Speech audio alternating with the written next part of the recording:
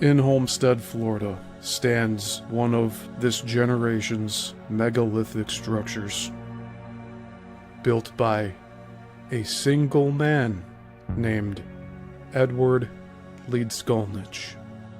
First in Florida City, he relocated the entire castle to Homestead, Florida, where he completed the work.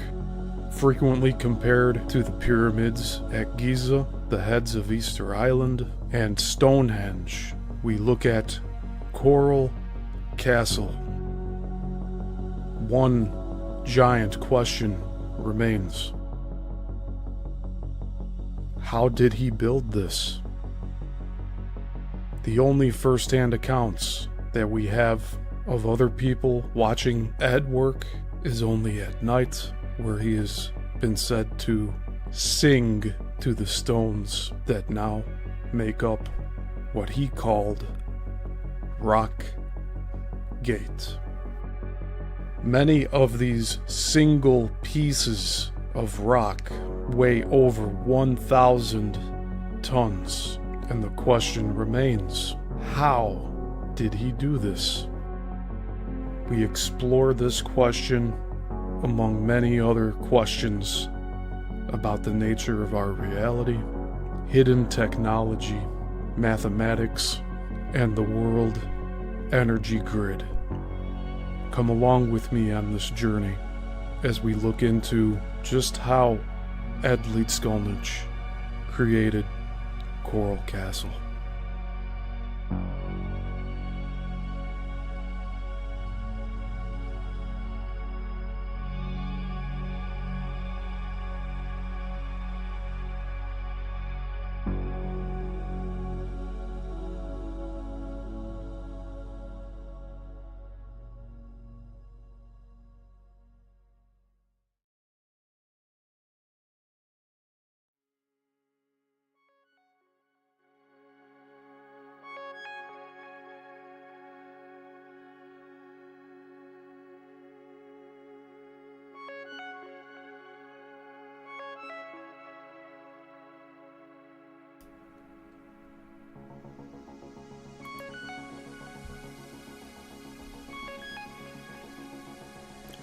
Good evening, everyone, and welcome to the Yissel Missile Productions channel. My name is Steven Yissel, and today we are continuing our deep dive into Coral Castle and Edward Leedskalnin. We have a chapter to complete today from Anti-Gravity in the World Grid by David Hatcher Childress. Again, these are books that are very well researched. This was done in 1987. So we're looking at 39 years research here. Like, that's how long ago this was done. But it's a compilation of many different people. They've spent their entire lives researching the energy grid. And it's all compiled together in this book, which we're covering in this section of the series. So we split a chapter in half the last time we were here. Let's see. There's a Bruce Cathie chapter, Mathematics of the World Grid. So we're going to continue from there. We're just going to start on page 96, and we're going to read through it.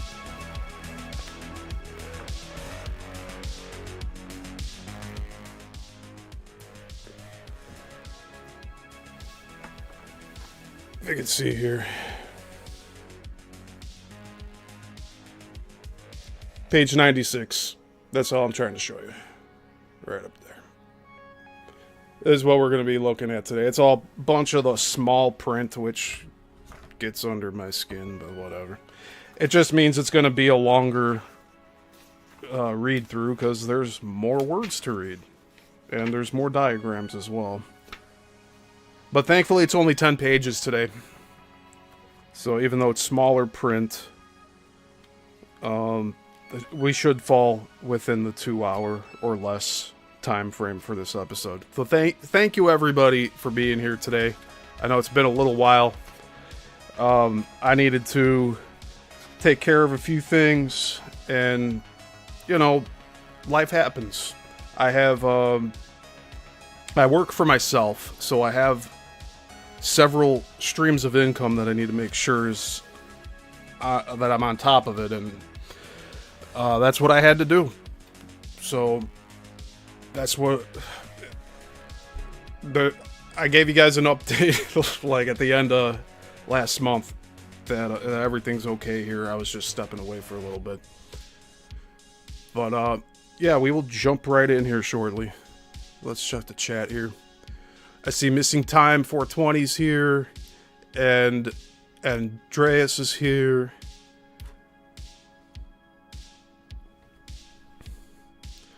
And yeah, Missing Time, I know you are Jason or John. Thank you. I appreciate it. And I do still intend to get all of the members only stuff up, so just bear with me. Like I was saying before I took a break, I was trying not to get burned out. And we did this show for nearly a year straight, with taking a week or two off here and there. And let's see, I think we're on part 33 today. So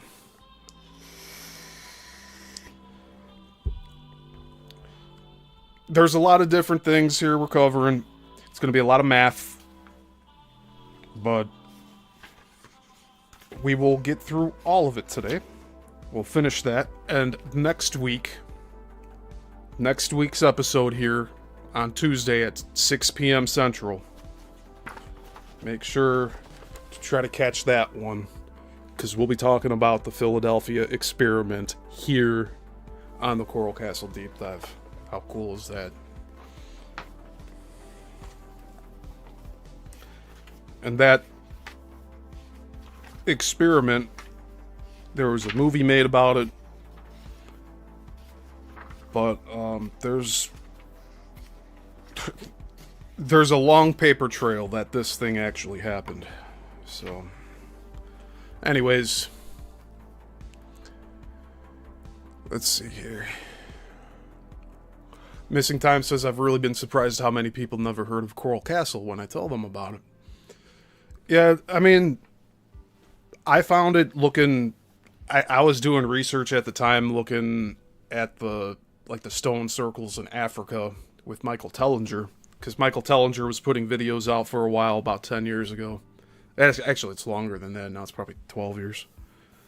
But it was always something that was in the back of my mind with Coral Castle. And then 3 years ago, next month, I believe, is when I actually visited Coral Castle in person with my father, my aunt, and my cousin. So I was really surprised at the time that they were on board with going. So I'm really happy about that. And a few days before the Coral Castle visit, we went to NASA. Okay. My dad wanted to go, and neither of us had been there. I wanted to see what was being presented at NASA for the official narrative. I got a lot of documentation, a lot of photographs. I don't know how much video I have, but I have a lot of photographs, and I do want to cover that in at least one video, just to show that like I went there and this is what they're displaying to the public. It looks like an amusement park, honestly. It's like Islands of Adventure, Universal Studios. It looks like a theme park, NASA. But anyways, we'll get started now. Yeah, there's not too many people that I run into on a daily basis that knows about Coral Castle, unless, like, we're talking about that they watched the show here. And so thank you for spreading Ed's story and keeping it alive, because there's only so much we can do. There's only so much research we can do on our own, but like collaborating, talking with other people, it's always a good thing, exchanging information on this. But I'm hoping to be as detailed as possible here with everything, so that we're not leaving any stone unturned. And I do want to eventually make reels out of all of these episodes, but it's going to take forever. I need another person to do it for me. There's just no time in the day. If I make time for that, then I lose out on time on other things. So I just share the videos around, like, comment, because, you know, one of the big things that I noticed since I took a break from doing lives here is that not a single subscriber unsubscribed. So we're at 2,109 subscribers. I thank each and every one of you. Thank you for being here. And, yeah, that's all I gotta say. I'll get to everything that I had said I was going to get to before I went to break. There's other deep dive series I want to cover, but we're gonna try to get back into the swing of things here this week. So Thursday's Bermuda Triangle, and I need to do a capper show for Let's Talk About It, because I'm just not interested anymore. You know, like when you just stop caring about things? Like, that's how I feel about that. These grifters, man. I don't know. I bring people on my channel and then they go all batshit crazy. I don't know what the fuck to say. I don't know. Only that when I bring people on here, I've vouched for them and I believe them at the time. Like, there's no way you could find out who's lying and who's telling the truth straight up every single time. Okay? And would you rather have me not done it at all? Maybe.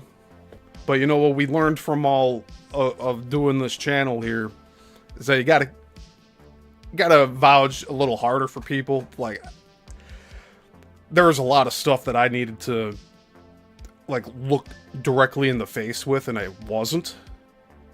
So, I mean, I admit that there were red flags, like questions I would ask my guests and then them not wanting to answer or taking a long time.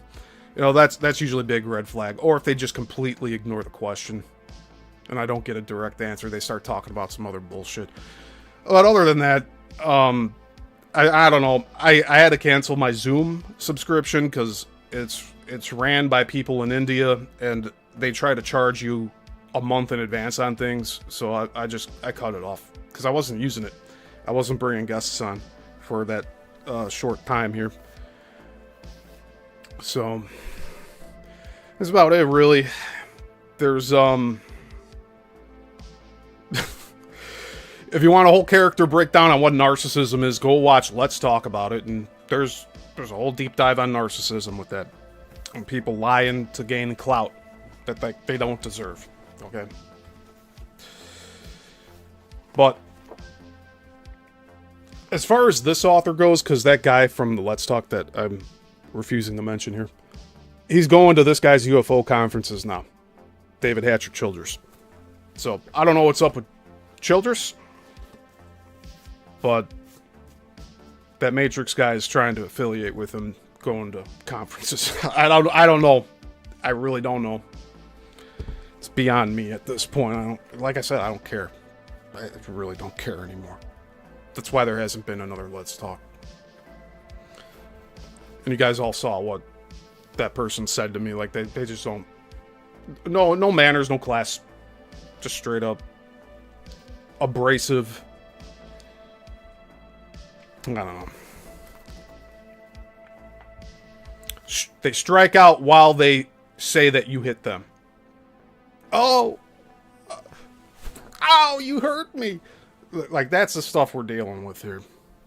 Bunch of weak-minded individuals.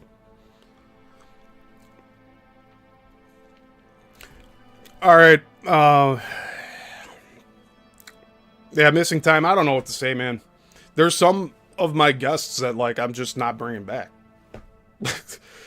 We got we got the Matrix guy that like I think he was off the rails when I met him, and he went even further off. He's like in the he went down into the valley, and then an earthquake happened and opened up and sucked them inside, and I don't know what he's doing now. This is all metaphoric, right? Like he went off the rails, and then he went down into the ravine by the time he was finished with me. So I've stepped away from other channels that I was guesting on because I don't agree with the format. I cannot sit there and watch people make fun of other people. Like, we have valid reasons to criticize Tom on this channel, and there's other people that like don't deserve the fucking light of day. And like, you know, I could say the same thing about that guy, but like these other channels that I've gone on, they're just covering different stuff now. Like they've gone against what they started setting out to do. Like, I don't know what the fuck they're doing now. So I also had somebody that was part of the whole Tom thing. There's this guy called Gray. You remember that? Well, he commented on a few of my like one of the interviews with Tom and one of the Let's Talk About It's. So I don't know, took them 3 years? What took you so long? That's what I'm gonna end up saying to them. And that was about 3 weeks ago. But, you know, like, I'm not feeding into this stuff anymore. It's just, it drains my energy. I don't have time to sit here for 5 hours and like do voices and shit and be grotesque and sexually perverse. Like, that's not me. Sorry. Like, I'm not doing that here. We're talking about the world grid. Talking about Coral Castle, anti-gravity. How did Ed move these stones into place? That's what we're talking about here. And I know I've said before I wouldn't talk about everything else that's going on on the channel here, but this is my like return live stream, so you're going to hear a little bit about that. But let's get started. Let's get that slideshow.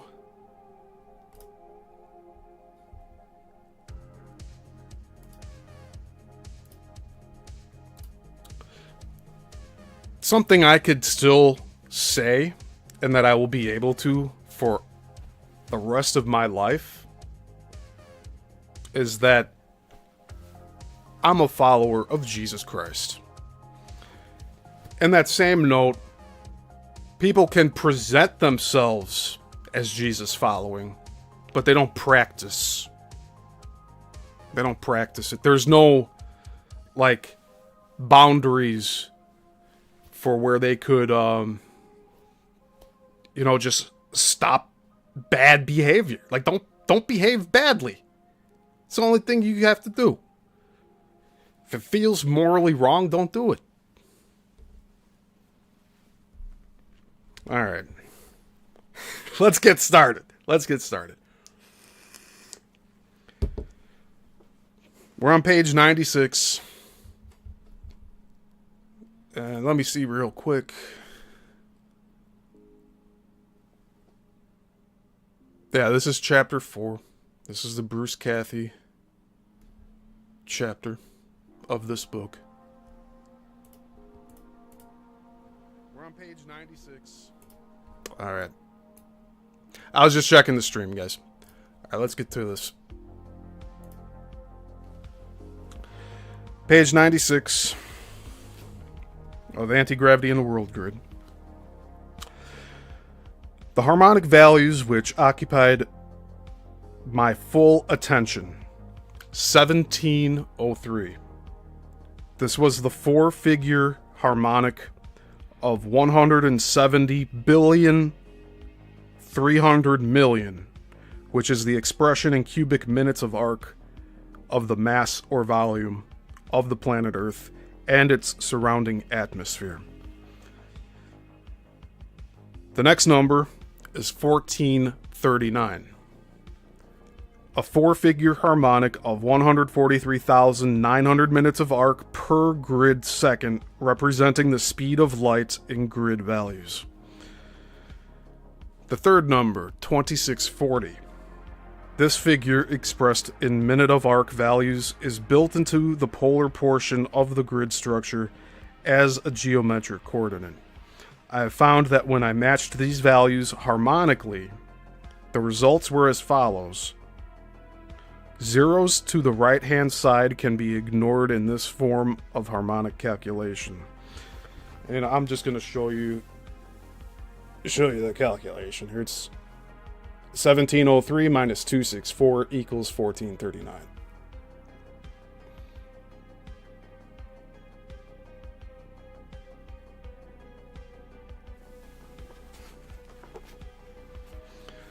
And by the way, Missing Time, thank you for saying I didn't catch that right, or I didn't read it right away.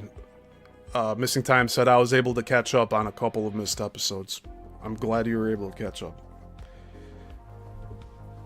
Yeah, I don't want to do too many where, like, people just fucking drop off and then never watch again because, like, they feel like they won't be able to catch up. So that's why I'm trying to keep these to under 2 hours so that we don't push people away. At least this way, if people want to watch, they start the first one or they start this one first and then go back and watch the rest. It's a little more manageable. So anyways, let's get back to this. So that equation, 1703 minus 264 equals 1439. In other words, the difference between the harmonic of mass and the harmonic of light was the harmonic of 264, or 2640. It was apparent that if my calculations were more accurately worked out, it should be possible to find out just what the 2640 figure referred to. After more calculation, the following terms were found. I'll just show this again.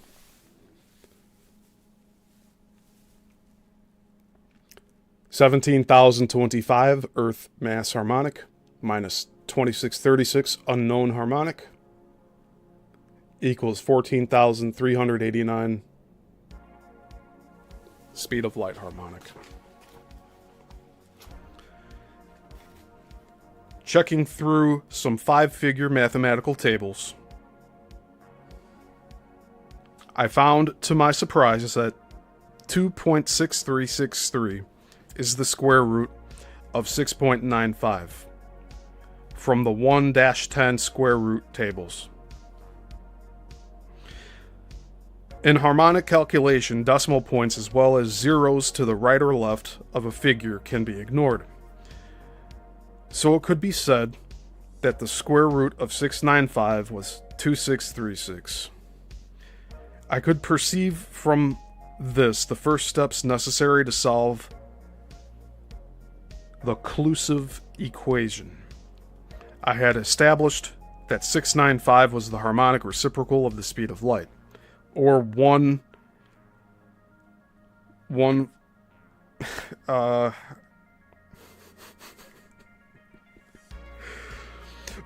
1439, subject to the accuracy of my calculations at the time. I don't know why that was so hard to read.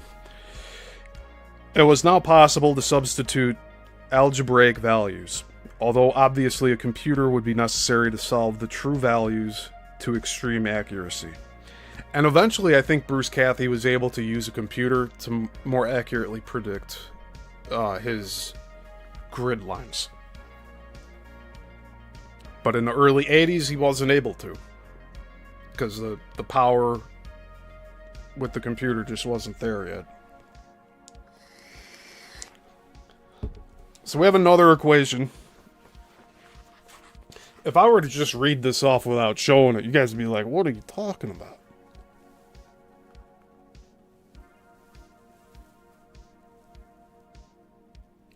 And yes, I still have not fixed this this autofocus here. I don't know why it's doing this.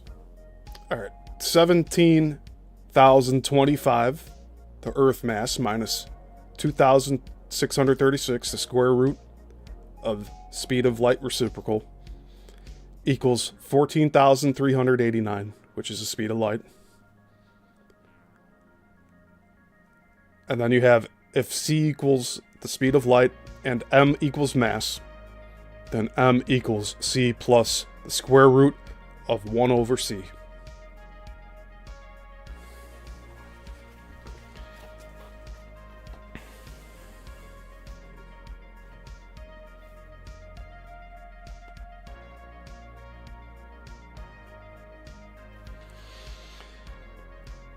Now, I don't understand this equation. I'll be blunt here. Like, I don't understand it.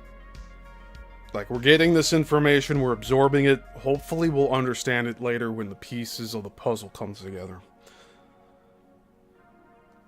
But all I know is that Bruce is presenting here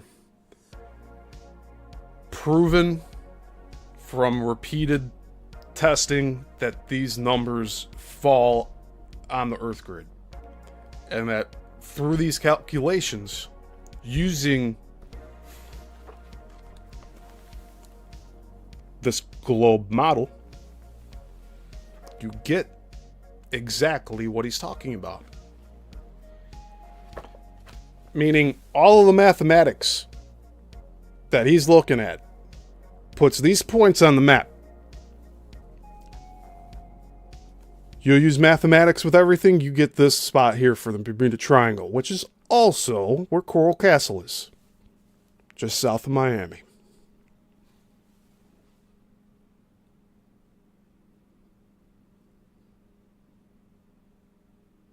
Okay? So that's what Bruce Cathie is basing a lot of his research on, and this drawing is from another couple that was researching all of this. That's from the first chapter of this book.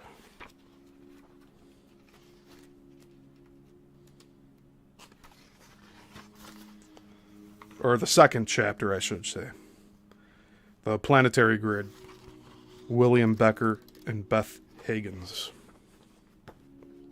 That's who put this diagram together.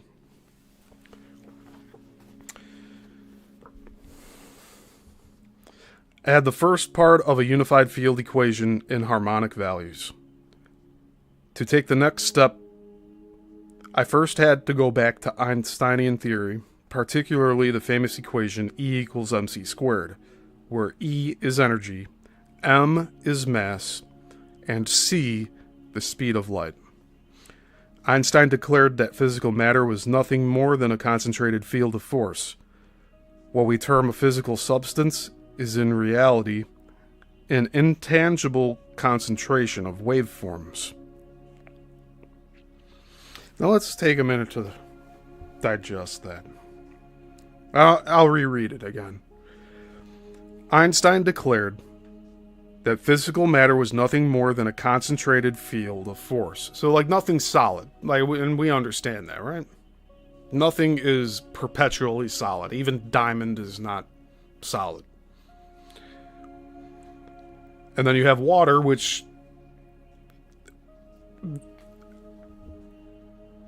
it's almost an immeasurable force. Water can cut through diamond at high enough pressure. So nothing is absolutely solid. That's one thing we all have to get on the same page with. Okay, and I think it's pretty easy too. If you look at some of this other stuff with the interdimensional entities, like, you have them walking through walls of people's houses, like, so there's all these different things here.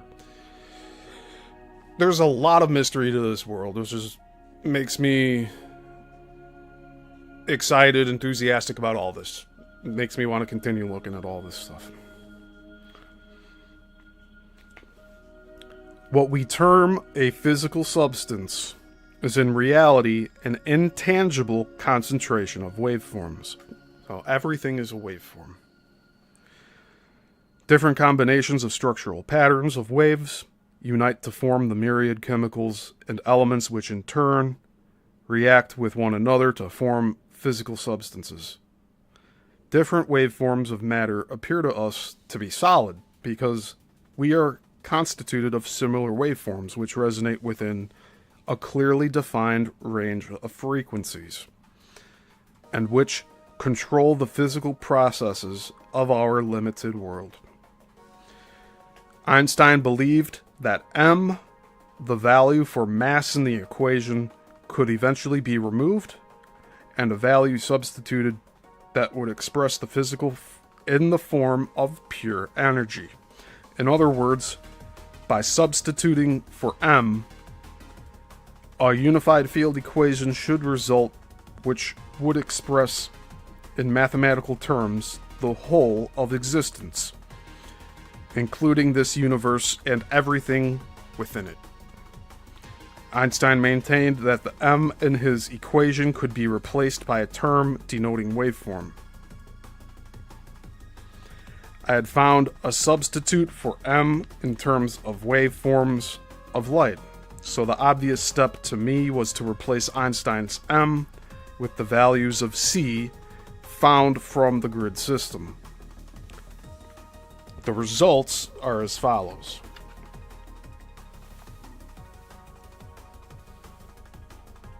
We have the Einstein equation of E equals mc squared. We have the Cathie grid equation, which is m equals c plus the square root of 1 over c. Therefore, E equals c plus the square root of 1 over c times c squared.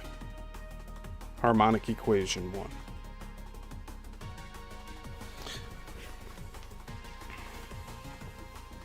So these are equations where you could plug in different numbers that you'd want to, I guess, to find specific points on here. That's how I'm understanding this right now. I now had a harmonic unified field equation expressed in terms of light, or pure electromagnetic waveform. The key to the universe. The whole of existence. To the seen and the unseen, to forms, solids, liquids, and gases, the stars, and the blackness of space itself, all consisting of visible and invisible waves of light. All of creation is light.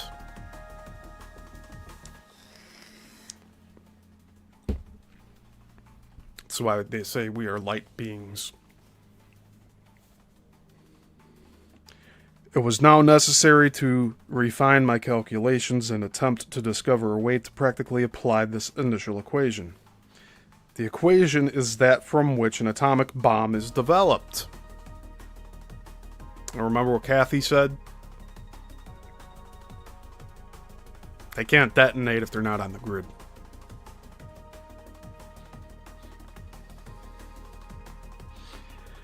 By setting up derivatives of the equation in geometric form, the relative motions...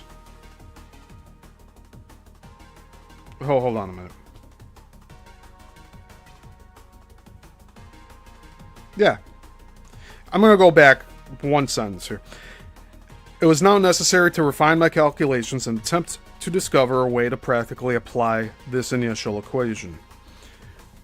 The equation is that from which an atomic bomb is developed by setting up derivatives of the equation in geometric form. The relative motions of the waveforms inherent in the matter are zeroed, and convert from material substance back into pure energy. This explained the workings of a nuclear explosive device, but it still did not yield the secret of space-time propulsion. The grid system, which I discovered by the study of the movement of unidentified flying objects, was harmonically tuned to this basic equation. Yet a UFO does not disintegrate when it moves within the resonating fields of the network. There had to be an extension of the equation, which so far I had missed, that would produce the necessary harmonics for movement in space-time.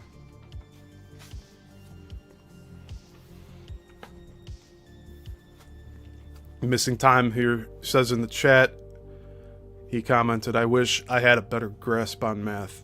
Same here, man. Should I reveal how much I actually do know about math? Because I don't know much. I know basic math. I can get pretty advanced with geometry. But, all that imaginary stuff, like calculus, forget about it. I can't even do it. It just does not gel with me. At least it didn't 20 years ago. I was struggling 20 years ago in high school. And yes, I was in high school 20 years ago. 2006. That was my junior year, probably one of the worst years in my life. My grandmother passed away that year.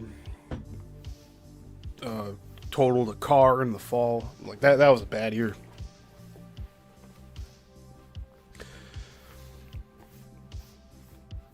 But as with everything, you know, life goes on. And I ended up in college taking geometry again. So, like,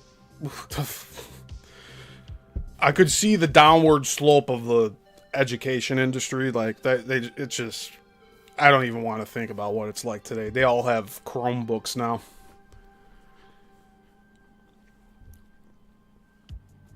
And we all have calculators on our phones now. How about that? That wasn't a thing back then.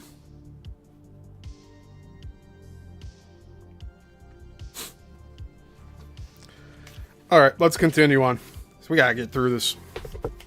I want to try to knock this out in the next hour and a half.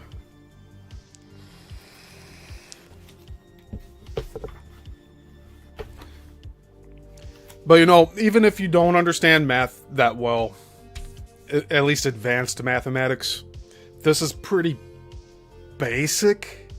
We just need to approach it with a fresh pair of eyes. That's it. If you're struggling here, please understand that, like, I'm not digesting this 100% as well. So, this is all a learning experience here. And if you do have questions about what I'm covering here, just feel free to comment. Especially if you're watching after the fact, please comment on this and share your thoughts. Ask questions. Like, I'll try to answer them as best as I can. So we're at the top of page 98. For those of you who are following along with the book. But I don't expect the majority of you to have this book. So that's why I'm reading it. In the polar areas of the grid, the geometric values of some of the coordinates appeared to be doubled up.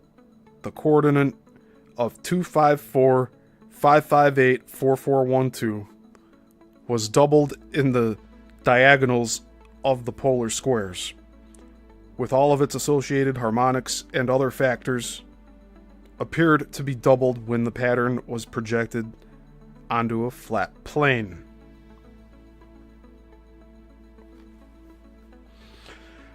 I reasoned that a way to check this idea was to increase the value of C in the equation and observe the changing harmonic of E to see what relative values might emerge.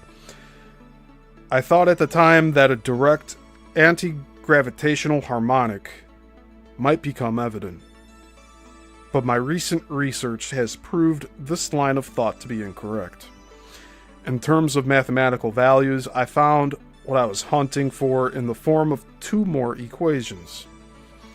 In the case of one of the equations, I erroneously believed that the derived harmonic value related to the reciprocal of gravity.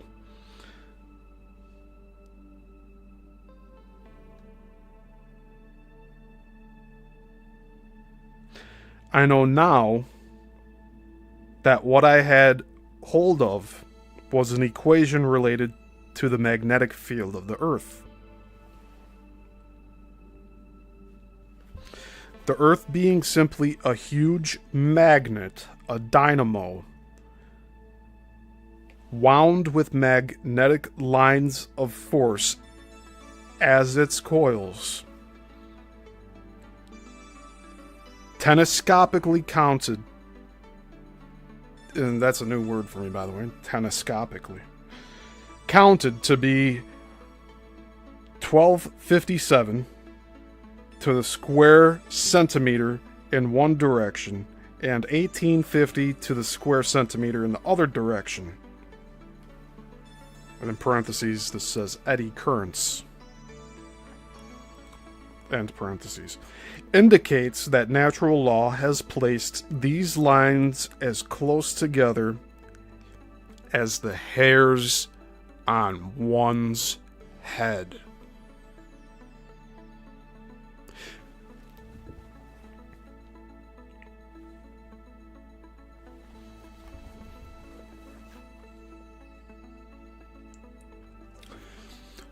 I guess if they actually went and did that according to it being magnetic lines separated as close as the hairs on the top of your head, this whole thing would be black. So there's just no way. This is showing like the major magnetic points, but I guess it's just layered together.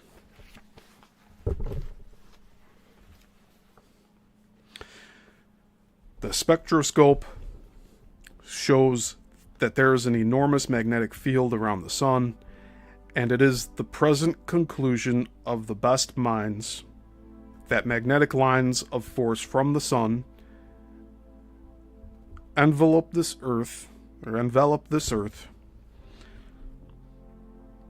and extend to the moon.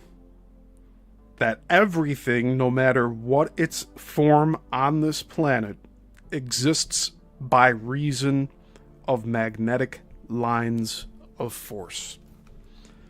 This I agree with, according to my own research. We are taught in our schools and universities that the magnetic field passes through one magnetic pole, then through the body, and out the other magnetic pole. I disagree with this explanation. I believe that the magnetic lines of force enter the body at the poles, then carry out a looped path through the body before passing out the opposite poles.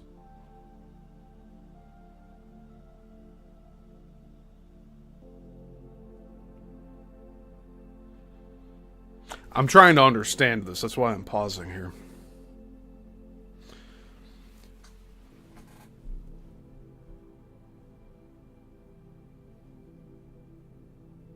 Oh.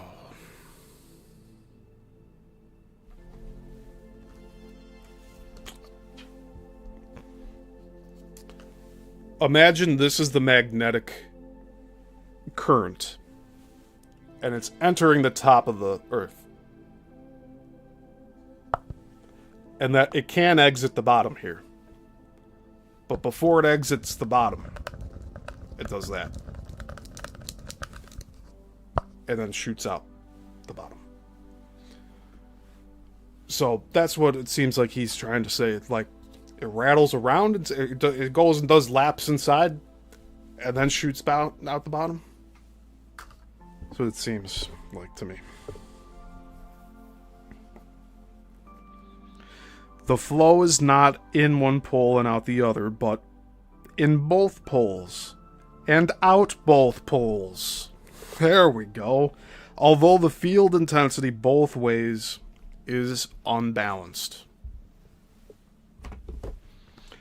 If we can visualize one line of force so that we can trace out its path, we can form an analogy by imagining it to be similar to a piece of string. First of all, we make a loop. Oh man, I should really have a piece of string here to demonstrate.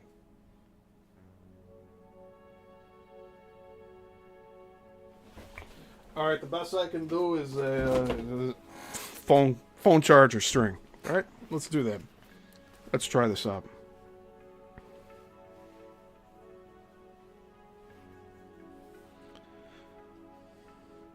If we can visualize one line of force so that we can trace out its path, we can form an analogy by imagining it to be similar to a piece of string. First of all, we make a loop in a piece of string.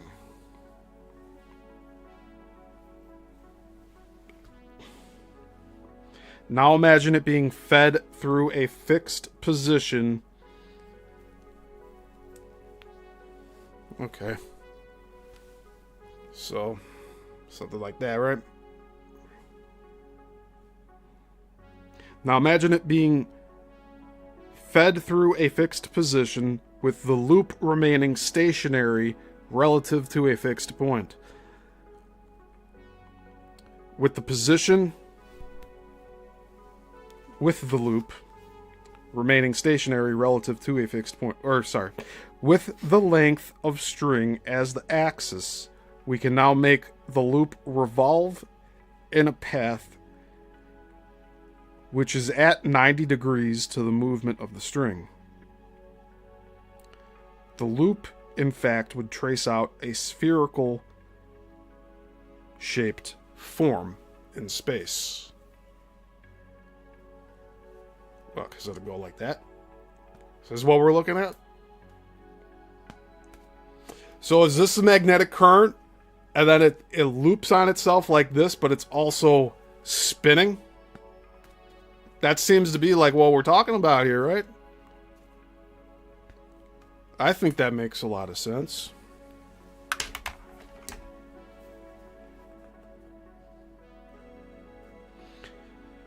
I just don't know the 90-degree portion here.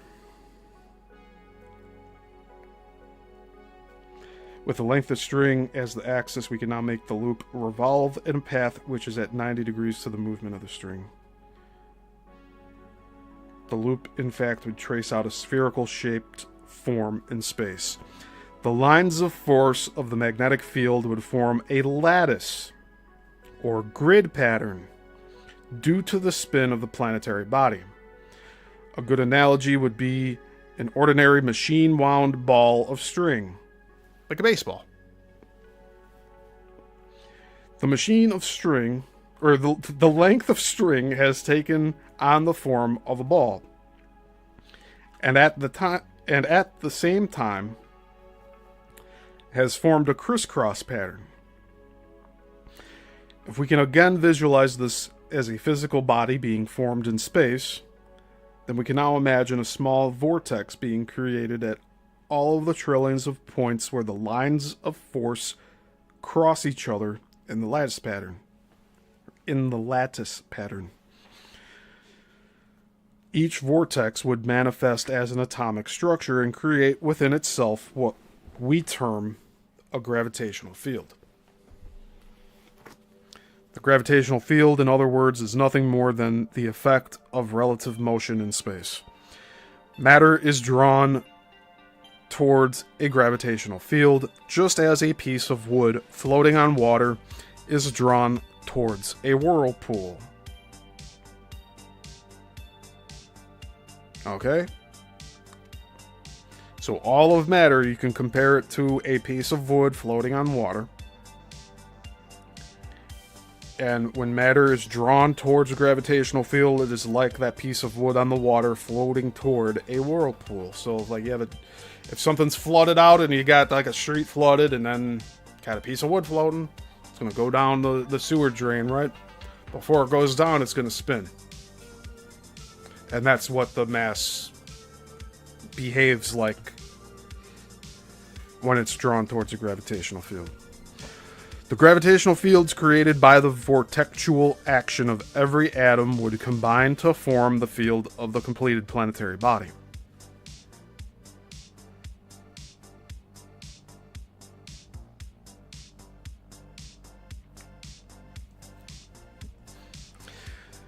The world grid that I speak of is the natural grid that is formed by the lattice pattern of the interlocking lines of force. The unbalanced field of 1,257 lines of force per square centimeter in one direction and 1,850 in the other does not tell us very much in itself. But if we use the information to calculate the field strength over an area which has a harmonic relationship with the unified fields of space, and if the basic information is correct, we should find some mathematical values of great importance. At the time of writing my last book, I was not aware of the extreme importance of the values at that stage of accuracy. I was close enough to see how they fitted into the equations, but a further fine-tuning was necessary to reveal the knowledge locked within these two simple numbers. The basic unit for harmonic calculation is the geodetic inch, or 1/72,000th of a minute of arc. 1 minute of arc being 6,000 geodetic feet. And you see, again, this stuff is just starting to kind of go away from my comprehension here. I would have to see it visually. If we could see this stuff visually, it would help out a lot.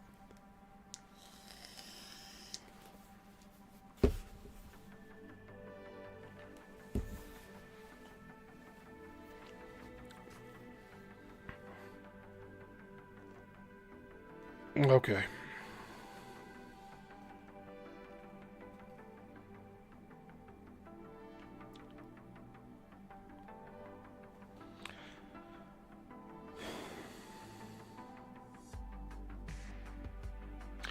I'm going to reread this so that I can understand it a little more.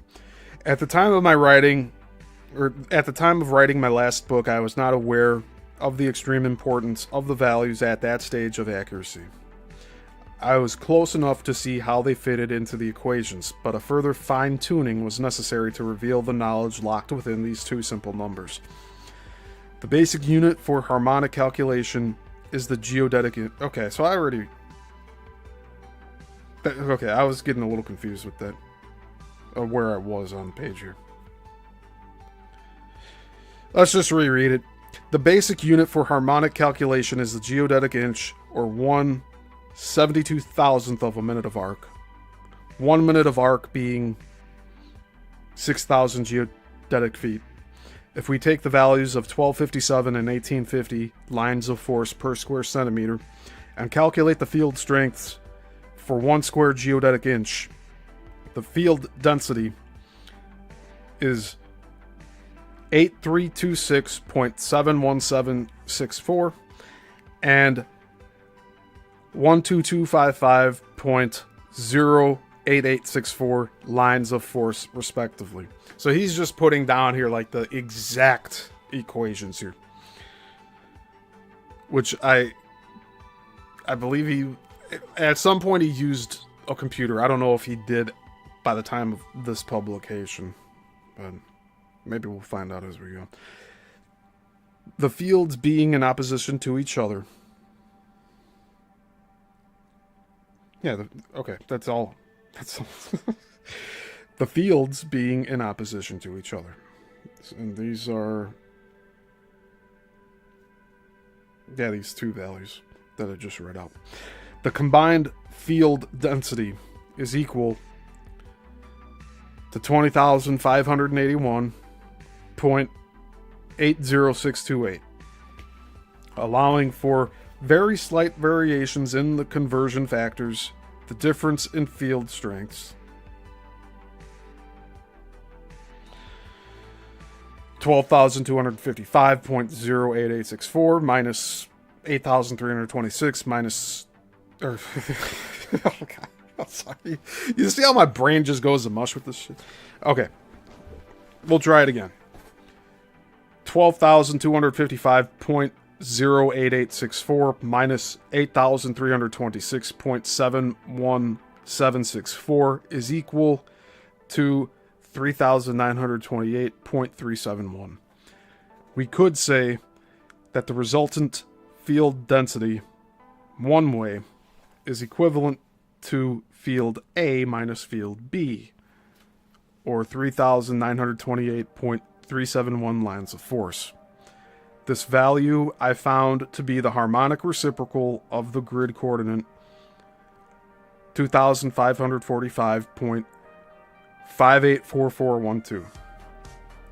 The combined field strength of 20581.80628 lines of force can be harmonically associated with several other interesting facts to be demonstrated in other sections of this book. Well, I'm not sure if we'll get to those in the near future, because we're just reading this excerpt from this Childress book. So we'll have to figure... I have a few other publications here, but Bruce Cathie has multiple books published. And we read through one of them that was a combination of his earlier works.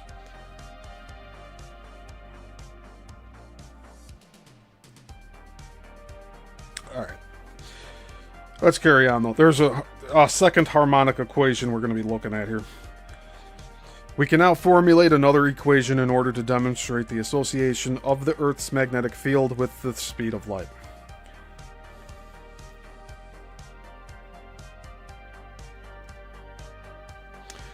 I'm just going to show it.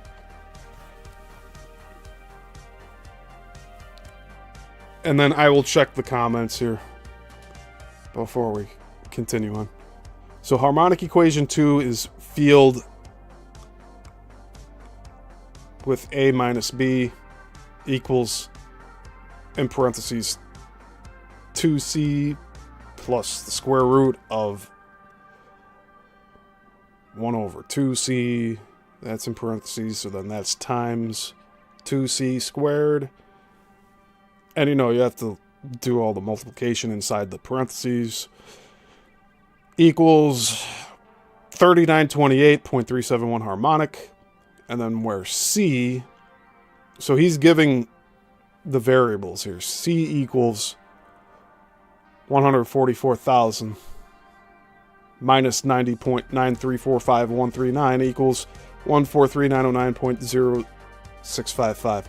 The reduction in light speed of 90.3 or 90.934539 minutes of arc per grid second creates a very interesting factor, because 90.9345139 equals 3928.371 over 432. And 432 is one of the base harmonics.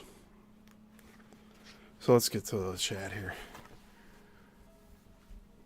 Andreas says, not surprising, the Earth is magnetic in its own way since it blocks solar flares with its magnetic field. Yeah, and there's actually like live footage you can look at how it looks right now. There's a page on Facebook I follow called the Schumann resonance, and they show that whole magnetic field and it getting hit with waves and stuff, and it's pretty interesting. Andreas also says, has its own magnetic fields, not waves. Alright, sorry about that.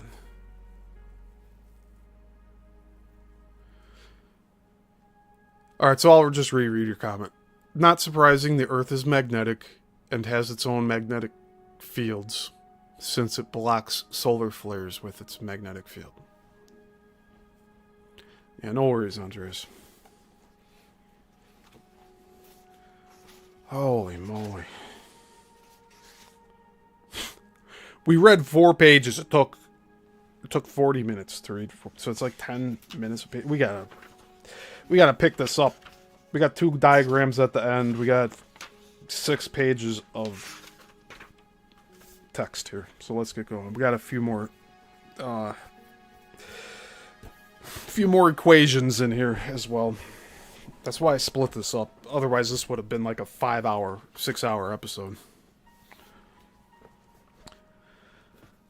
Okay, page 100. The reduction in light speed is therefore equal in harmonic terms to the resultant field strength divided by the radius of spherical mass. In this case, the radius being the distance in minutes of arc from the Earth's center to the average height of the atmosphere. 432 being a harmonic of 4,320 minutes of arc.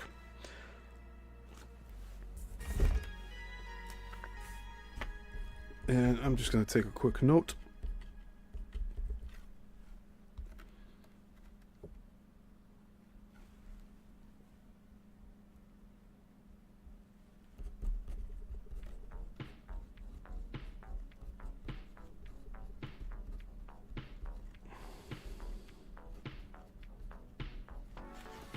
I'm really digging the music today.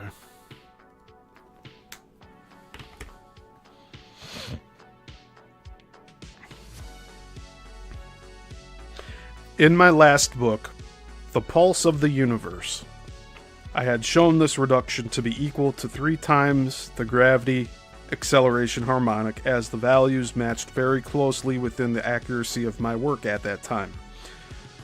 The relationship with gravity is still there, but not so directly obvious. We can now formulate a third equation by inserting the value for the speed of light at the Earth's surface. By mathematical conversion, this was found to be 143,795.77 minutes of arc per grid second, where 1 grid second was 1 over 97,200, or 1/97,200ths part of the time taken for 1 revolution of the Earth.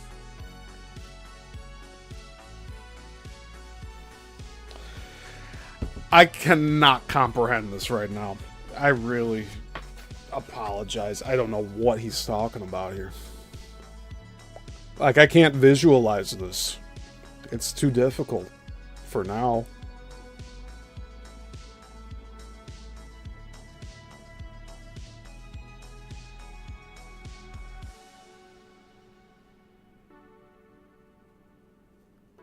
Where 1 grid second was 1/97,200ths part of the time taken for 1 revolution of the Earth.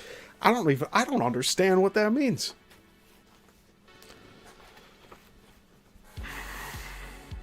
Harmonic equation number 3.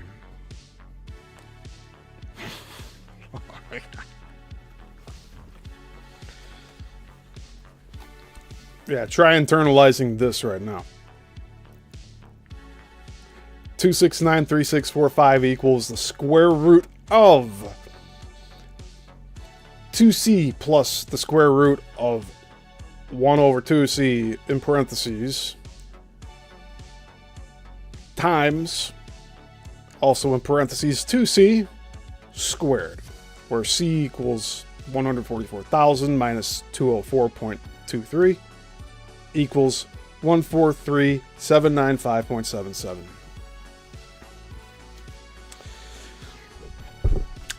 At least Bruce understands it, right? Like, how...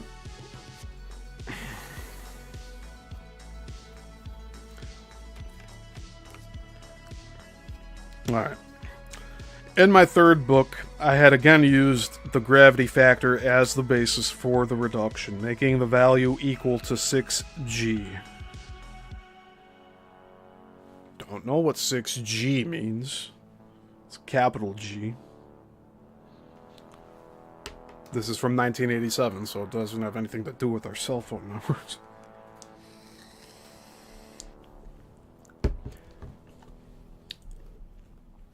I feel that this new approach, based on extended knowledge, is the more correct one.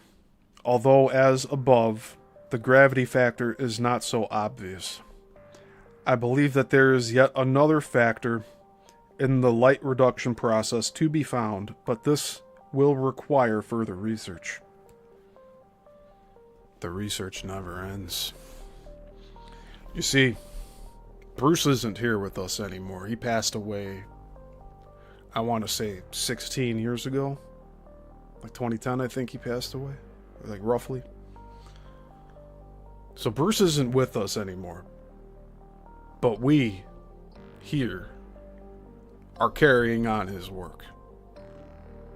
It's been 1 year. He spent his entire life doing this. So the least we can do here is try to get this out to as many people as possible, so that we can understand what we're dealing with. Like, where are we? What are we doing here?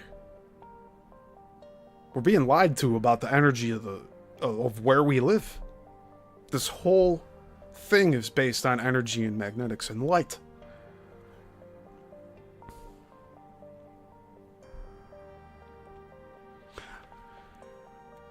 If it's not completely fiction, I would like to see visually how light can get pulled by gravitational force, like into a black hole. Like, I've heard this probably the same as you guys have with how black holes suck everything up, including light. Where does it go?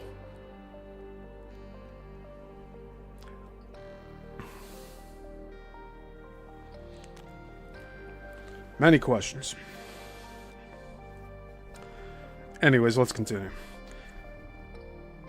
The research will be extended until all the answers are in, but the results appear to back up my belief that as the harmonic of light is fractionally decreased, the energy which is released is converted to form physical matter.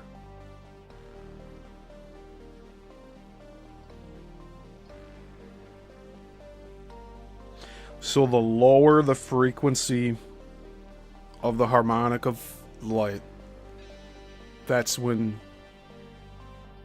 energy is released and is converted to form physical matter. We're in a dense world here. From this, we can get a glimmering of how an unidentified flying object is able to create a series of resonating frequencies which alter the physical properties within and around it, thus causing a change in the space-time frames of reference in relation to the Earth or other planetary body. As I have stated in my previous publications, natural law is not erratic. The universe does not rely on chance to manifest within itself the physical substances which we perceive and call reality. A very strict, ordered system of mathematical progressions is necessary to create the smallest speck of matter from the primeval matrix of space. During my years of research into the complexities of the Earth grid system, I have gradually built up a picture in my mind of the possible geometric combinations necessary to form matter from resonating, interlocking waveforms. Matter and antimatter are formed by the same wave motions in space. The waves travel through space in a spiraling motion and alternately pass through positive and negative stages. Matter is formed through the positive stage or pulse, and the antimatter through the negative pulse. Each spiral of 360 degrees forms a single pulse.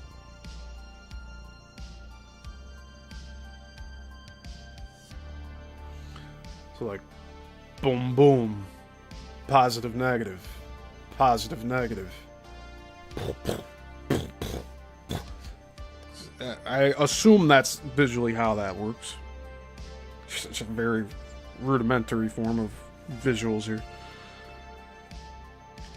The circular motion of an electron about the nucleus of an atom is therefore an illusion.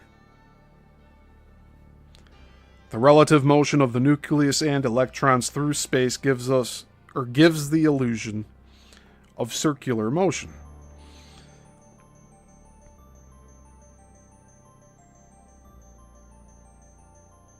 The period during the formation of antimatter is completely undetectable, since obviously all physical matter is manifesting at the same pulse rate, including any instruments or detectors used to probe atomic structures.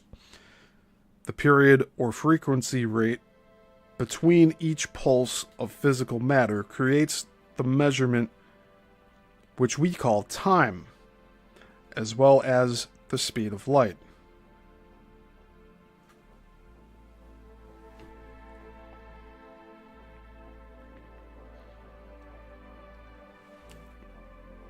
At the particular position in space of which we are aware at any given moment. And the frequency rate of positive and negative pulses, or if the frequency rate of positive and negative pulses is either increased or decreased, then time and the speed of light vary in direct proportion.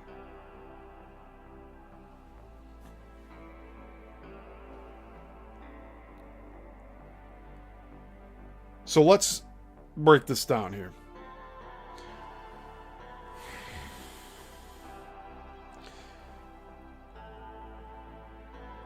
We have matter. This matter has a positive stage or pulse, and then an antimatter negative pulse. And each spiral of 360 degrees forms a single pulse. And then if the frequency rate of going back and forth like that, the positive, negative, if the frequency rate of positive and negative pulses is either increased or decreased, then time and the speed of light vary in direct proportion. So if you slow down the frequency of these things, you can slow down time. Right?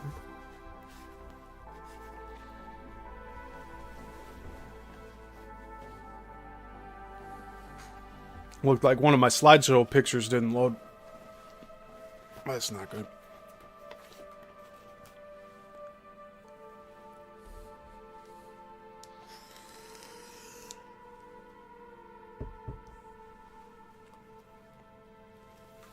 Okay.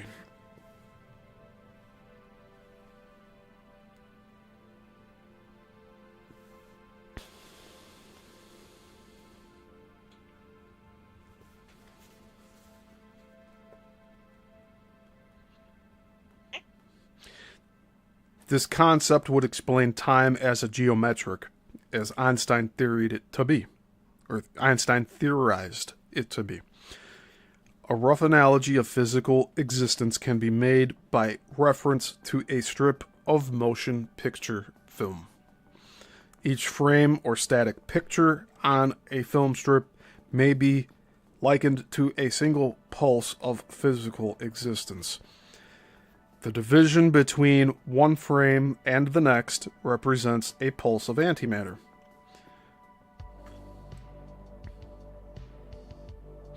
When viewed as a complete strip, each frame would be seen as a static picture. Say one at either end of the strip. Then the past and the future can be viewed simultaneously. However, when the film is fed through a projector, we obtain the illusion of motion and the passage of time. The divisions between the static pictures are not detected by our senses because of the frequency or speed of each projection on the movie screen. But by speeding up or slowing down the projector, we can alter the apparent time rate of the actions shown by the film. To continue this analogy, our consciousness is the projector. The conscious, quote, I am, end quote, part of our individuality passes from one pulse of physical matter to the next within the framework of the physical structure which we term our body, thus giving the illusion of constant reality and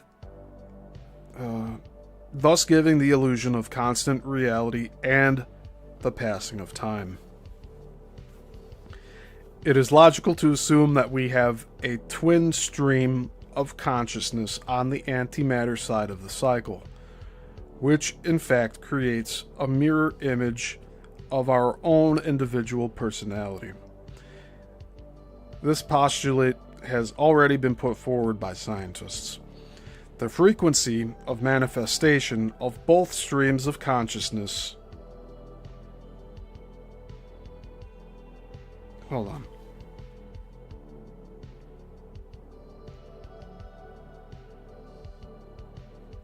The frequency of manifestation of both streams of consciousness, that is, the pulse and the minus I am, would position our awareness of the illusion of reality at a particular point in space and time. In other words, if the frequency of pulse manifestation is altered, even fractionally, our awareness of reality in the physical sense will shift from one spatial point to another. In fact, we would travel from one point in space to another without being aware that we had traveled distance in the physical sense. This would be space travel in the truest sense. Did you guys understand that?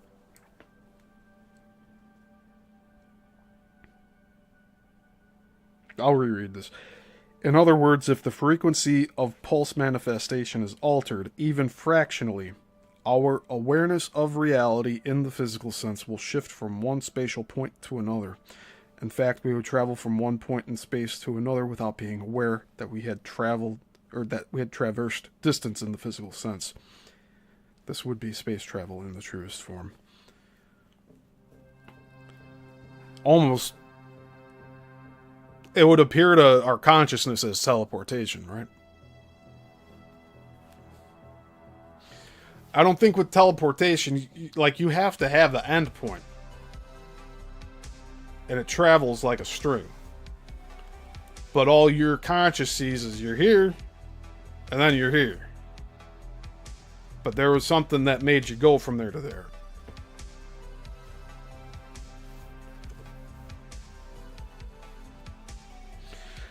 Let's look at another analogy. We can consider a simple spiral spring representing the wave of motion in an electron through space. Unfortunately, I do not have a string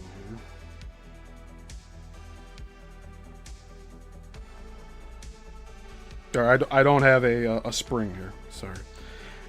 Every second, 360-degree spiral of the spring represents the path of the electron in physical matter, while the opposite applies to antimatter.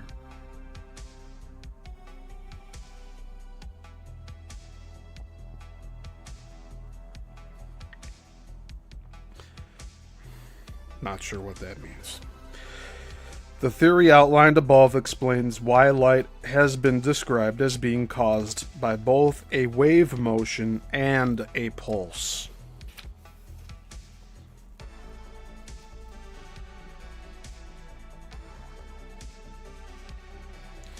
You can almost say the pulse is what starts the light to travel along the waveform, if that makes sense. The theory outlined above explains why light has been described as being caused by both a wave motion and a pulse. Both explanations are correct. A pulse of light is manifested when the energy level of the atomic structure is altered by outside influences. And in parentheses it says that it's the theory of Max Planck. M-A-X, last name Planck, P-L-A-N-C-K. Let's reread that. A pulse of light is manifested when the energy level of the atomic structure is altered by outside influences.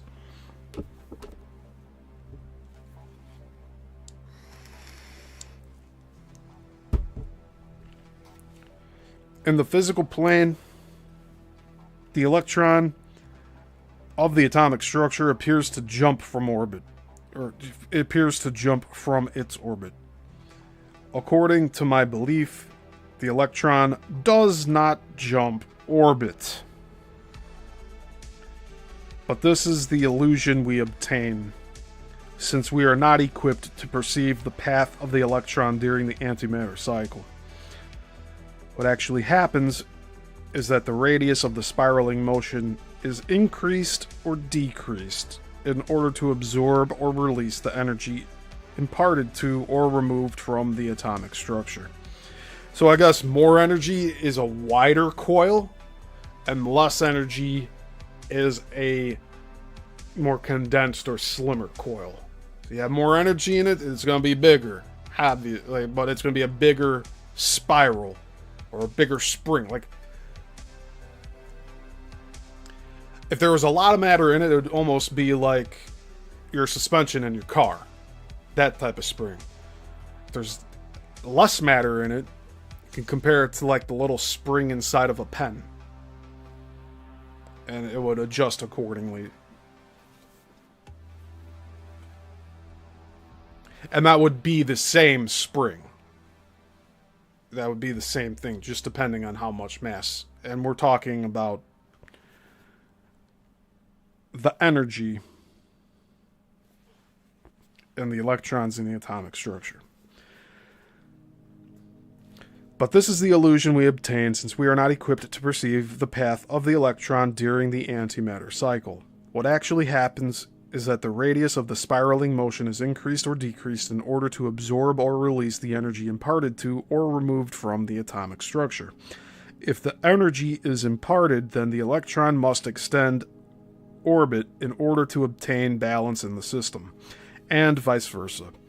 Light or any other radiant energy above or below light frequency is therefore manifested by undetectable changes in the radius of the spiral motion of the electron during the antimatter cycle. If this hypothesis is correct, movement from one point in space to another point, regardless of apparent distance, in other words, true space travel, is completely feasible.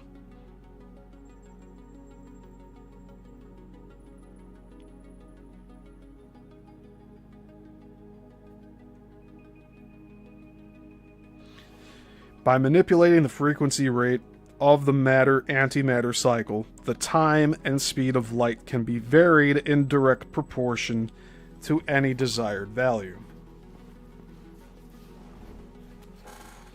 All the mathematical evidence amassed so far indicates that the maximum number of individual elements to be found in the universe will be 144.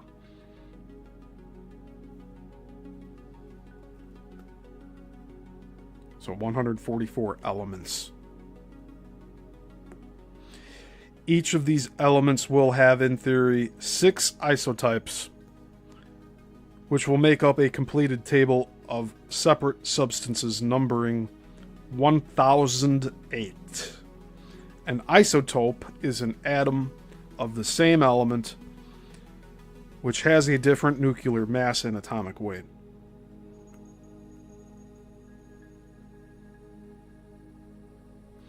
Mathematically, the progression would create 144 octaves of separate substances, giving a theoretical value of 1152.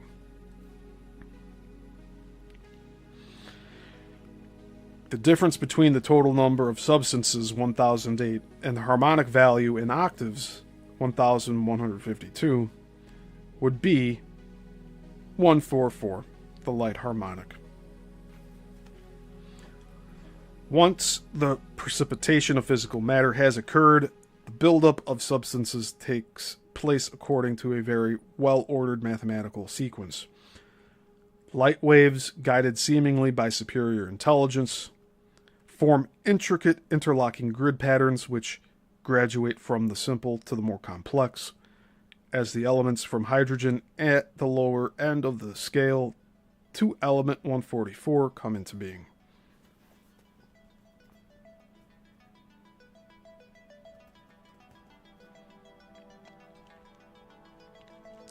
So what do you all think out there? Is light energy intelligent? Is there, like, we know there's intelligent design behind everything, but, like, is there a consciousness behind light? It's a question. Let me know what you think in the comments. When we think of reality, we must think of mass in relation to any physical manifestation, and the smallest particle of physical matter that we are aware of is the electron. Therefore, electron mass must be the starting point in our quest for a feasible theory to explain the structure of matter. The average radius of action of the electron around the atomic nucleus must also have a constant harmonic value in order to set up a system of expanding spheres which encompass the structure of each element.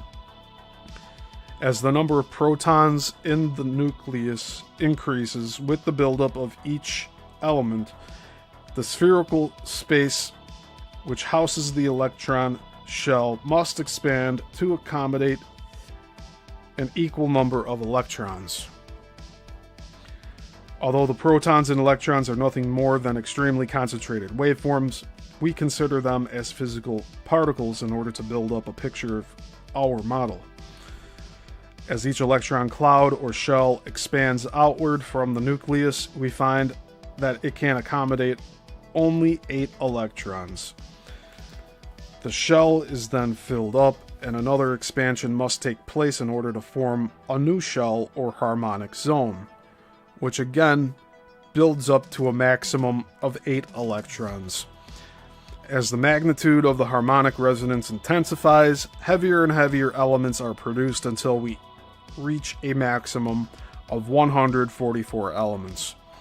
The light harmonic is then equal and the cycle has been completed.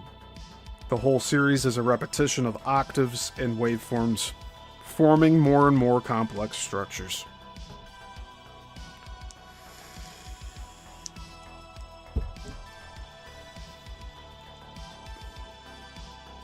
In my earlier work, I had assumed that the harmonic radius of the atom was equal to the mass ratio of the proton and electron. I now realize that although I was on the right track, the theoretical model demonstrated was partly in error. This necessitated another search into the physics books, and I now feel that the following calculations based on the experimental values are getting close to the truth. It would be logical to base the harmonic interaction on the geometric structure of the hydrogen atom. If the harmonic equivalence can be derived from the basic values established by experimental physics and remain within the laid down tolerances, then almost certainly a new theory should be evident, especially if the harmonic values closely match those found in the unified equations previously demonstrated. The distance between the electron and the proton in the hydrogen atom is approximately 5.3 times 10 to the negative 11th power meter, M-E-T-R-E, in parentheses, Physics Part 2, Halliday and Resnick, in parentheses. So he's citing another publication here.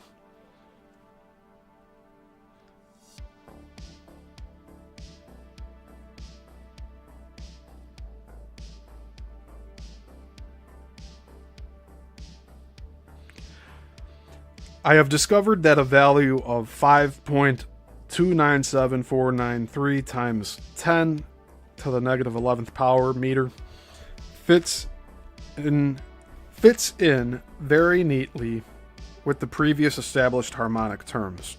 If we convert this value into its geometric equivalent, then 5.297493 times 10 to the negative 11th meter equals 17.15150.523 times 10 to the negative 11th geodetic feet, which equals 205.8180628 times 10 to the negative 11th geodetic inches. So I'm just going to show you that. So that's a mouthful.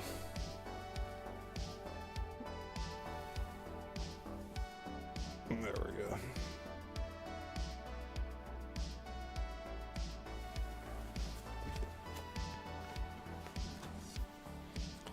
The radius of the hydrogen atom is therefore very obviously tuned to the harmonic value of 20,581.80628, which is the number of magnetic lines of force per square geodetic inch. The diameter of the hydrogen atom would be 411.6361256. If we calculate the circumference of the atom in terms of harmonic geodetic feet, then 17.15150523 times 10 to the negative 11th geodetic feet radius equals 34.30301 harmonic diameter equals 107.7660 harmonic circumference. If we allow spacing on this circumference for 8 electron positions, we have 107.7660 divided by 8 equals 13.47 units. But an electron only has half a spin value, the other half taking place during the antimatter cycle. So 13.47 times 2 to allow for the double cycle equals 26.94. Allowing for the accuracy of the conversion factors, etc., would make the harmonic geometrics of the hydrogen atom comply fairly closely with the geometric energy value derived from the unified equation 2693645.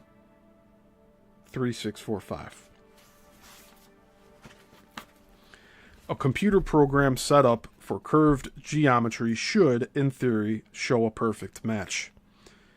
We can now use the hydrogen atom as a baseline to form a theory regarding the formation of the complete atomic table of elements. I believe that the harmonic radius of 205.8180628 units would remain constant throughout the whole range of elements. The orbits of electrons in all substances taking up harmonically spaced positions to the power of 10. In other words, by shifting the decimal point to the right or left in this basic harmonic, the orbital radius of all electrons can be calculated. And then it says, see diagram 5. Showing the harmonic waveform which creates an atom of matter and antimatter in alternate pulses. Let's just take a look at this.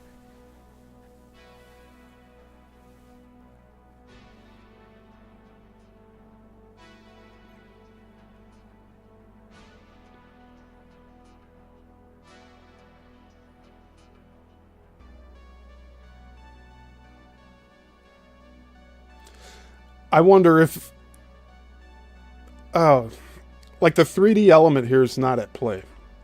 But I wonder if between the circles, that line is going behind these circles.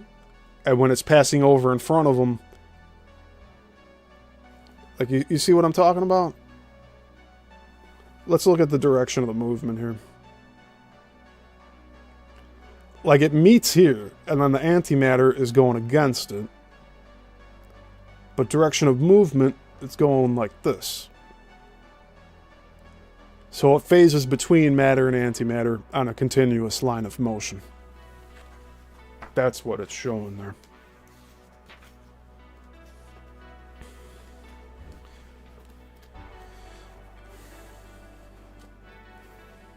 We're almost finished here.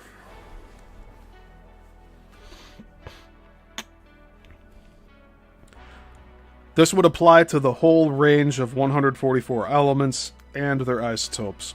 Physical reality as we perceive it being manifested by the concentrated interlocking of harmonic waveforms, which are built up progressively from a foundation of fundamental wave packets. The square of the diameter of the hydrogen atom, 411,636,1257, is equal to the harmonic of mass at the center of a light field, 1694443. This value also shows up in the cycle of element formation due to the introduction of neutrons into the atomic nucleus. It is stated in the physics books that the maximum number of electrons that can be concentrated in the atomic nucleus is 1.6 times the number of protons.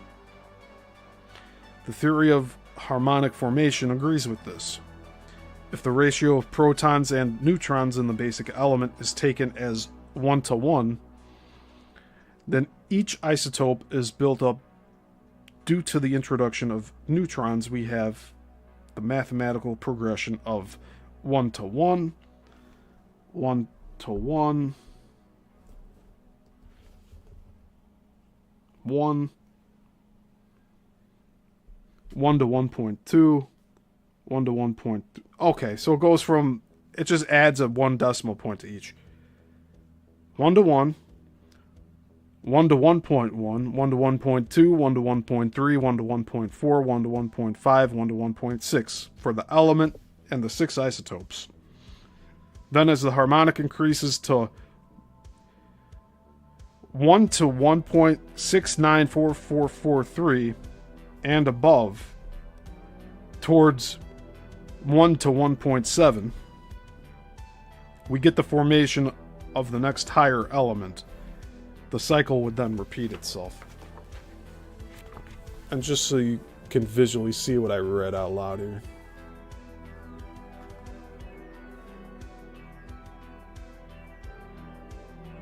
Okay.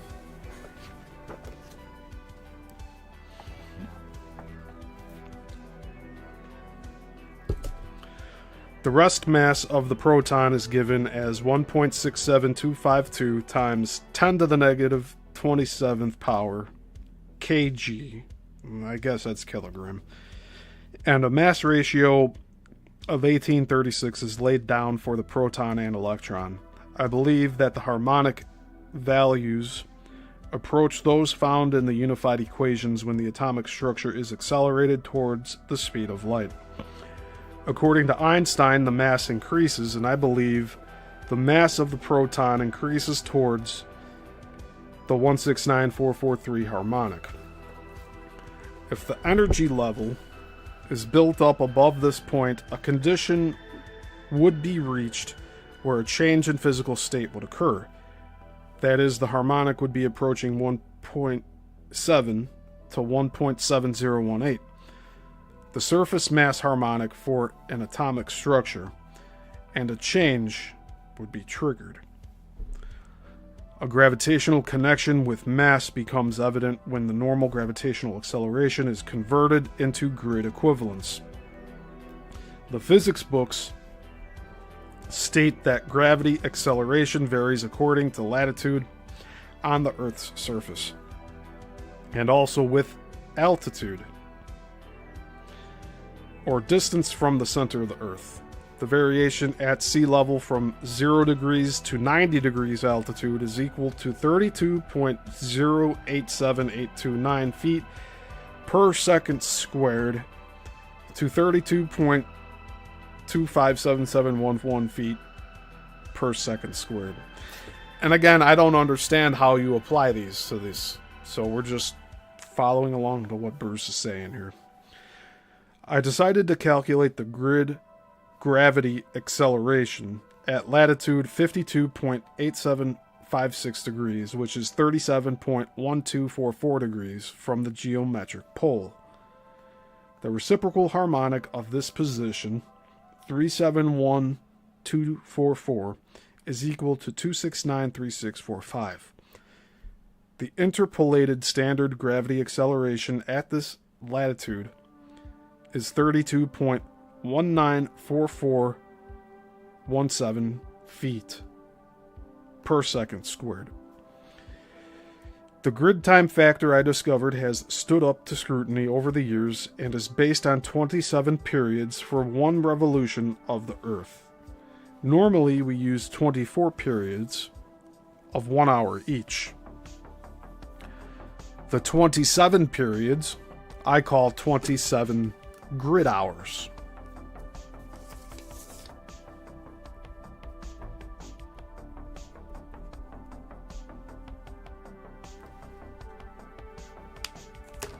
A grid hour is slightly shorter than a normal hour and is divided into 60 grid minutes, each of which is equal to 60 grid seconds.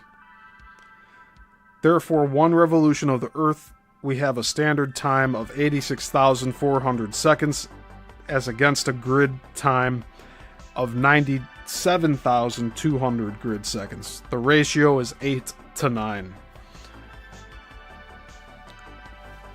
And I'm just going to show this next equation here. So 32.194417 times 6,000 times 8 over 6,080. You see, I don't know how to read that. It's alright. That's a little wild. Equals 28.24071667. I'll just keep this up because there's other. If this acceleration factor is multiplied by 6, then 28.24071667 times 6 equals 169.4443. 169.4443 harmonic equals C plus the square root of 1 over C, and that's in parentheses, where C equals 143,000 minutes of arc per grid second. So harmonically, gravity acceleration is equal to C plus the square root of 1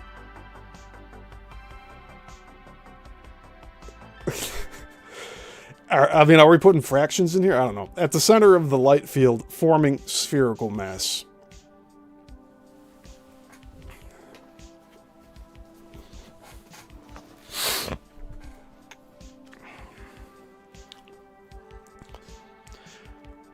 As my own research has shown me that physical reality is manifested by the harmonic nature of light, it appears logical that a vehicle constructed through the principles of harmonics will be required to set up the space-time fields necessary. If this is so, then the first criterion will be that the vehicle must resonate in perfect harmony with the complete table of elements in our physical universe. If it does not, then it would be more than probable that any element or particle of matter not in harmonic resonance with the vehicle structure or payload would be left behind when the space-time field was activated. The results would be embarrassing, to say the least.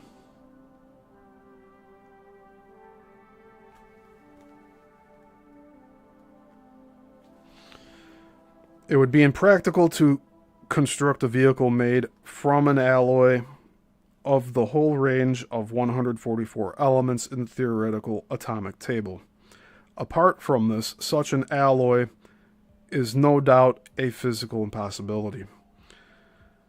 The clue which suggests a method of overcoming this problem is the way matter is built up in octaves of waveforms. If an octave of elements could be combined, which would set up a resonating field tuned to all the elements in the table and the unified fields of space, then maybe we would have a method of crashing the time barrier.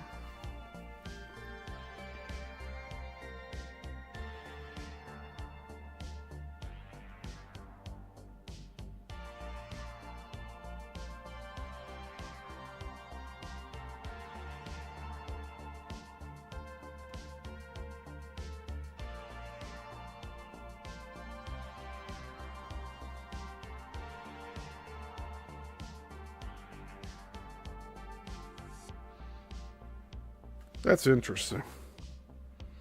So, an alloy of all 144 elements is a physical impossibility. Well, I guess so. If you have some of the elements being gas, you really can't do that, right?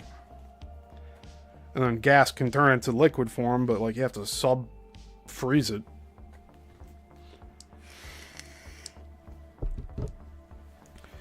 I put forward the following proposal for consideration. If an octave of elements is the answer, let us make a selection from the theoretical table of elements of 144. If we divide by 8, we get divisions of 18 units. Therefore, we will select each of the elements we require, 18 units apart, as follows. Atomic number 18, argon. 36, krypton. 54, xenon. 72, hafnium. That's Hafnium. Atomic number 90, thorium. 108, X. 126, Y, and to the side it says undiscovered elements. And then atomic numbers 144, Z. And the total number is 648.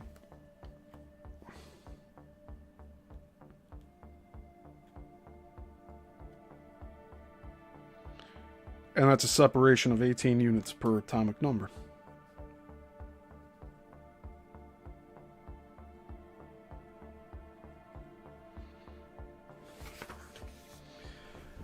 It can be seen that the total harmonic value of the atomic numbers of the combined elements is 648. The square root of this number is 25.455,84412, the harmonic of which is found in the polar sections of the world grid. 3 new elements just recently discovered have atomic numbers of 116, 124, and 126. Do the scientists know something? And are they now looking for numbers? And they are now looking for numbers 108 and 144.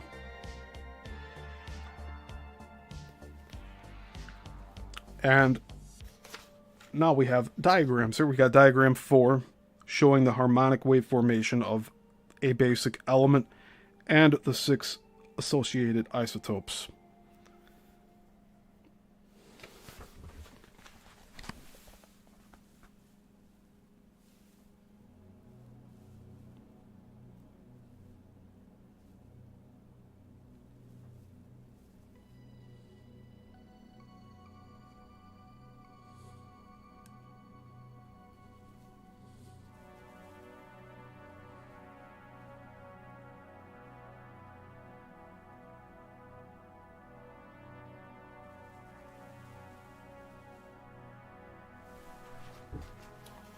Diagram 5 we already covered, showing the harmonic waveform which creates an atom of matter and antimatter and alternate pulses.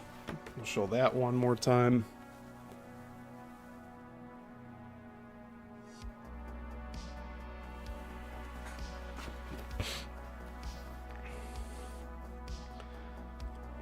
A point on the surface of the spherical mass would be rotated through the equivalent of 371.2766511 degrees for each of the matter and antimatter cycles. In parentheses, 742.5533022 degrees for the double cycle, in parentheses. Spiral pi, in this case, would be equal to 3.24. So let's just show that as well.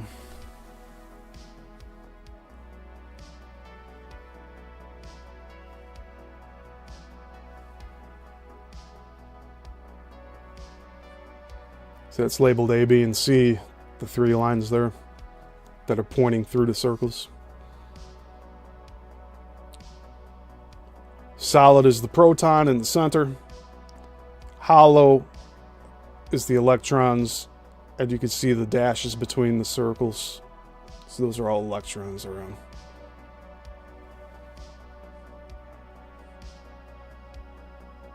And I'm just going to show this instead of reading this ABC thing.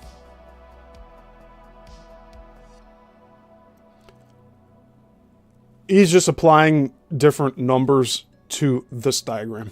That's all he's doing.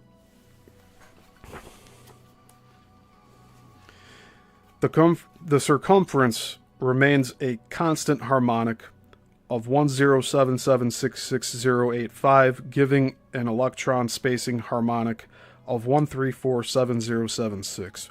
By doubling this harmonic to allow for the matter and antimatter cycle, we have a value of 2694, which closely complies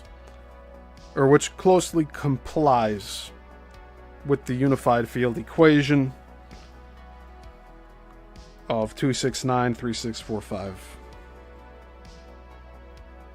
Or, actually, there's a 3 inside of a parentheses here.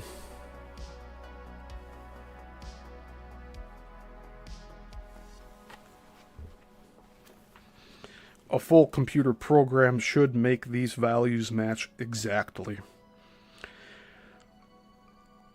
Harmonic values based on the hydrogen atom. And that's what the diagram was. And that is it. We have finished chapter 4. So chapter 5, next week, we'll be covering the Philadelphia experiment.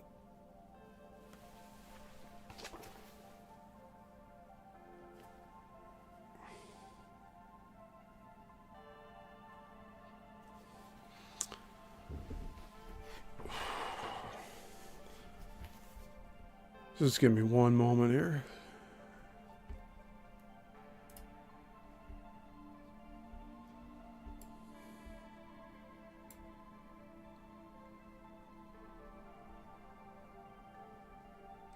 Yeah, so next week's show, we're going to cover the entire chapter of the Philadelphia experiment, because it's much bigger text size. I'll just show you a comparison. We got this size of text for next week. But what we just read today was this size. So it's going to be a lot less dense next week. And let's see here.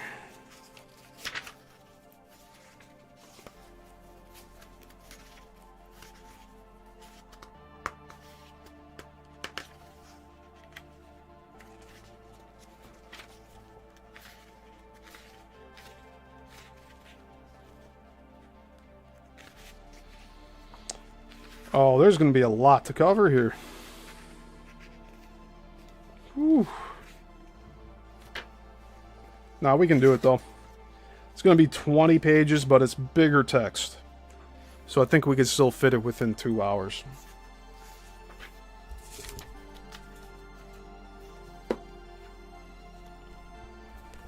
There you have it. We're now this far in.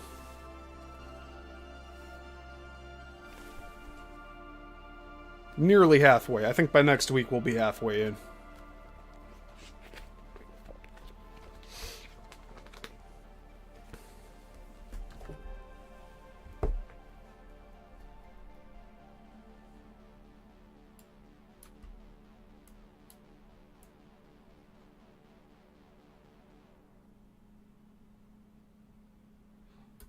Alright, guys.